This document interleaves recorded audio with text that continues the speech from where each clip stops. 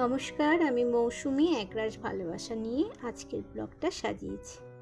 সবাইকে জানাই সুপ্রভাত। আজকের দিনটা সকলের ভালো কাটুক। সকালেই চা নিয়ে বসে গেছি, আর সঙ্গে নিয়েছি একটা বাবজি কেক। আজকে একটু বেরোবো, আর মেয়েটাকে বলেছিলাম যে পাখাটা পরিষ্কার করো, ও ঠিক পারছে না। এইটা হচ্ছে পা বালিশের কভার। পা বালিশের কভারটা এরকম ঢুকিয়ে করলে না কতটা ময়লাটা না বাইরে বেরোয় না, মানে বাইরে আর কি হয় না।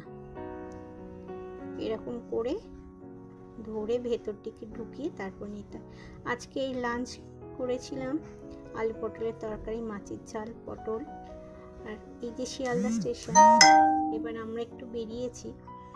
কত লোক আসছে, কত লোক যাচ্ছে, সবার আলাদা আলাদা গন্তব্যস্থল। যে যা ব্যস্ত, যেন সকলের ব্যস্তময় জীবন। চলো তোমাদের একটা জিনিস দেখাই। এই দেখো বিদ্যুৎ সাশ্রয় পাখা।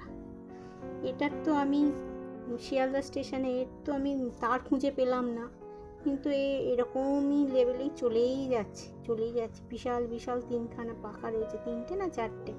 আরেকটা জিনিস দেখাই, দেখো আমরা বজবজের ট্রেনে উঠেছিলাম। আমি না দুই দিকে এরকম বসার জায়গা দেখেছি, কিন্তু এই ট্রেনটায় দেখো কেমন যেন মাঝখান দিয়ে। আমরা প্রথমে ভেবেছিলাম এটা বোধহয় ভ্যান্ডার, ওই জন্য উঠতে চাইনি। তারপর দেখলাম না, এটা ভ্যান্ডার না, ভ্যান্ডারটা অনেক আগে। দেখো দুই সাইডে রয়েছে, আর এইরকম